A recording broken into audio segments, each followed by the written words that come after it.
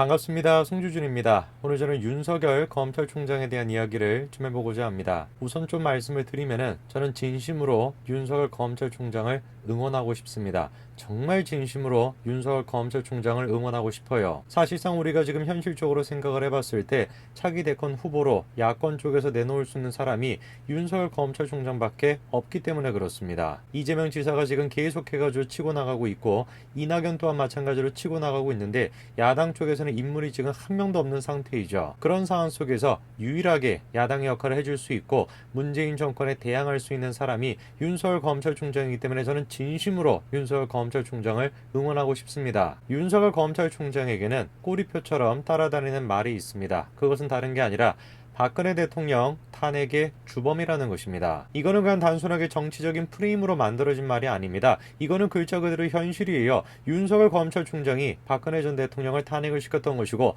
박근혜 정부를 무너뜨렸던 것입니다. 만약에 윤석열 검찰총장이 이거와 관련된 문제를 명확하게 해결하지 않은 상태에서 차기 야권의 대권 후보로 나선다? 글쎄요. 그렇다라고 한다면 저는 진심 어리게 윤석열 검찰총장을 응원할 수가 없습니다. 오늘 저는 영상을 통해서 정말로 윤석열 검찰총장이 차기 야권의 대권 후보로 우뚝 서기 위해서 어떤 과제를 짊어져야 되는지 그거에 대한 이야기를 좀 해보고자 합니다. 같이 한번 보시죠. 현재 지금 차기 대권 후보 같은 경우는 세 사람 정도로 압축이 되죠. 이낙연, 이재명, 윤석열 이렇게 세 사람입니다. 현재 지금 선호도 조사에 따르게 된다면 이재명이 1위를 차지하고 있고요. 그리고 다음으로 윤석열, 그리고 다음으로 이낙연이 차지하고 있습니다. 저 개인적인 생각이지만 이재명 지사가 아무리 무슨 중간 과정에서 저런 식으로 차기 선호도 조사에서 1위를 한다라고 할지라도 대권 후보로 자리 잡을 수는 없을 겁니다. 이유가 간단한 거 아니겠습니까? 이재명 지사는 친문 친노 세력이 아니기 때문에 그래요. 진보 진영에서는 친문 친노 세력이 아니고서야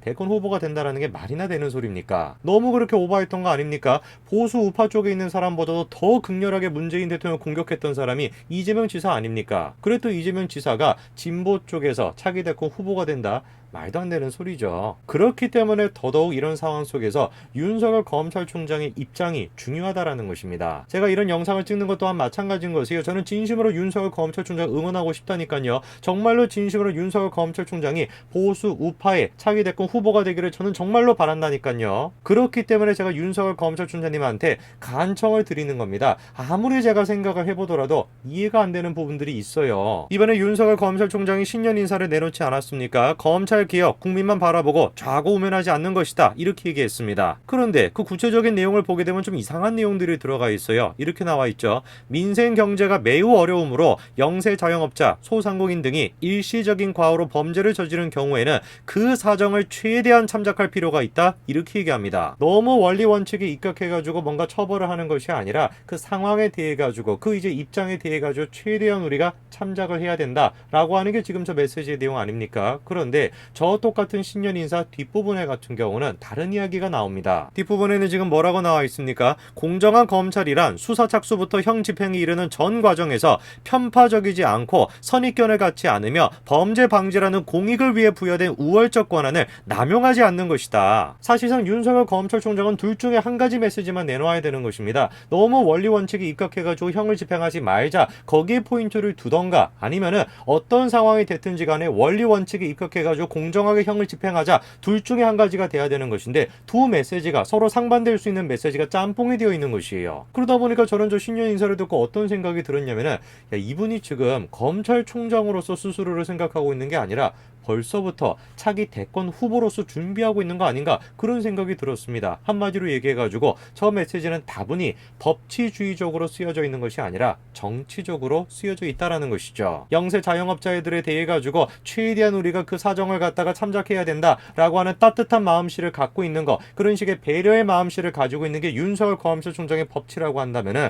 왜 도대체 그런 식의 법치가 박근혜 전 대통령한테는 나타나지 않았던 것일까요? 제가 지금 박근혜 전 대통령에 대해 가지고 윤석열 검찰총장이 봐주기 수사를 했어야 된다 그런 식의 주장을 하는 것이 아닙니다. 다만 제가 지적하고 싶은 것은 누가 보든지 간에 박근혜 전 대통령에 대해서 이루어졌던 수사는 억지였고 법치에서 벗어나 있는 것이었기 때문에 그렇습니다. 당시 박근혜 전 대통령이 구속이 됐었을 때가 2017년 3월 달입니다. 당시 법원이 뭐라고 했습니까? 구속영장을 발부한 것에 대해서 이번 수사의 핵심이었던 뇌물 혐의에 대해 어느 정도 소명이 됐다라고 판단했다라는 것이죠. 박 전 대통령이 이재용 삼성전자 부회장으로부터 승계 지원 대가로 433억 원을 받은 혐의에 대해 가지고 소명이 됐다라는 겁니다. 새빨간 거짓말 아닙니까? 저게 지금 법원이 내세웠던 주장인 것이고 윤석열 검찰총장도 당시 내세웠던 주장이었던 것입니다. 433억 원에 가까이 되는 그 뇌물 뭐가 도대체 소명이 됐습니까? 소명되지 않았습니다. 소명됐다라고 주장이 되는 것은 딱 한 가지밖에 없는 것이 수많은 혐의들이 있지만 다 기각이 됐고 남아있는 한 가지는 뭐밖에 없는 겁니까?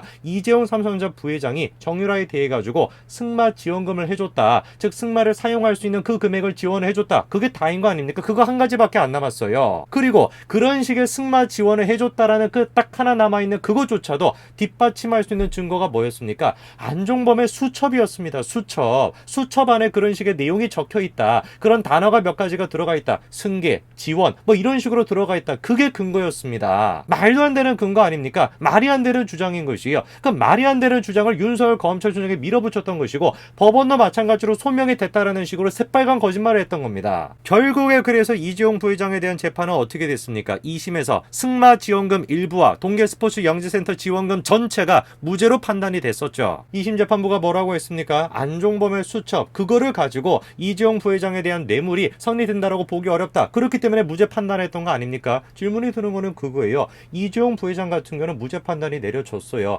이재용 부회장이 그런 식의 지원을 해줬다라는 것이고 뇌물 지원을 해줬다라는 것이고 그거를 받았다라는 사람이 박근혜 전 대통령 아닙니까? 박근혜 전 대통령 그럼 왜 유죄가 돼야 되냐고요. 말이 하나도 안 맞지 않습니까? 그렇기 때문에 당시에 만들어냈던 논리가 묵시적 청탁이라고 하는 말도 안 되는 거를 만들어냈었던 거잖아요. 묵시적 청탁이라는 게 뭡니까? 증거가 필요 없다 이거예요. 증거가 없더라도 안종범의 수첩 그런 거 없다라고 할지라도 경제 공동체인 거 아니냐, 정신적으로 그렇게 연결이 되어 있는 거 아니냐, 무슨 뭐 심령술사입니까? 그거를 기반으로 해가지고 유죄를 무슨 뭐 소명이 됐다라고 판단을 내렸던 거, 그게 지금 당시의 재판부와 윤석열 검찰총장의 논리였던 겁니다. 이번에도 마찬가지인 겁니다. 이재용 부회장에 대해 가지고 특검이 어떻게 했습니까? 징역 9년을 구형했습니다. 끝까지 지금 윤석열 검찰총장 측에서는 저 논리를 갖다가 밀어붙이겠다라는 거 아닙니까? 2심에서도 마찬가지로 수첩 그런 거를 가지고 증거로 쓰는 게 말이 안 된다라고 지금 판결이 나왔음에도 불구하고 당시의 특검은 계속해가지고 그거를 지금 밀어붙이겠다라는 거예요. 제가 아까 말씀드리지 않았습니까? 윤석열 검찰총장을 제가 진심으로 응원하고 싶다고요.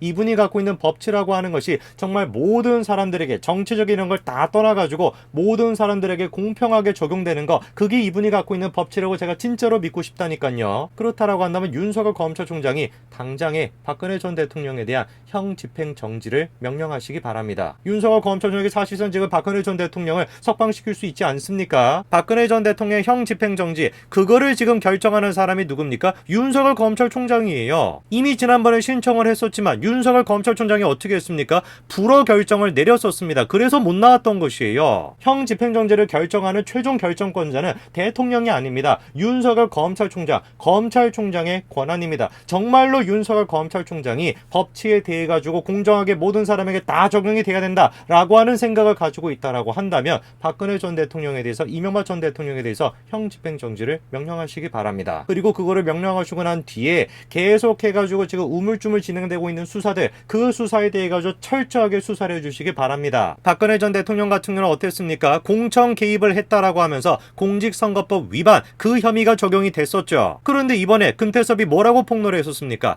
청와대가 지방선거 승리를 위해서 공수처를 밀어붙이자라고 했다. 그렇게 폭로하지 않았어요. 저것이야말로 지금 공천 개입이 아니면 뭐가 공천 개입이겠습니까? 저것뿐만입니까? 울산시 선거 개입 그 문제도 남아있지 않습니까? 그 두 가지에 대해 가지고 철저하게 수사를 하시기 바랍니다. 저는 다시 한번 말씀을 드립니다만 윤석열 검찰총장을 진심으로 제가 응원하고 싶습니다. 탄핵의 주범 윤석열이라고 하는 꼬리표를 제가 진짜로 없애고 싶습니다. 그렇다라고 한다면 세 가지를 제발 좀 들어주시기 바랍니다. 박근혜 전 대통령에 대해서, 이명박 전 대통령에 대해서 형 집행 정지를 내려주시기 바랍니다. 그리고 울산시 선거 개입과 관련된 문제, 그리고 공수처와 관련된 문제, 그거에 대한 수사를 철저하게 해주시고 원정과 관련된 수사 또한 마찬가지로 철저하게 해주시기 바랍니다. 저는 그냥 무턱대고 윤석열 검찰총장에 대해서 유일한 문재인 대통령의 대항마기 때문에 응원하고 싶다, 그러고 싶지 않습니다. 저는 진심으로 윤석열 검찰총장을 응원하고 싶습니다. 영상을 보고 계시는 수많은 분들 또한 마찬가지로 똑같은 생각을 갖고 계십니다. 계실 거라고 믿습니다.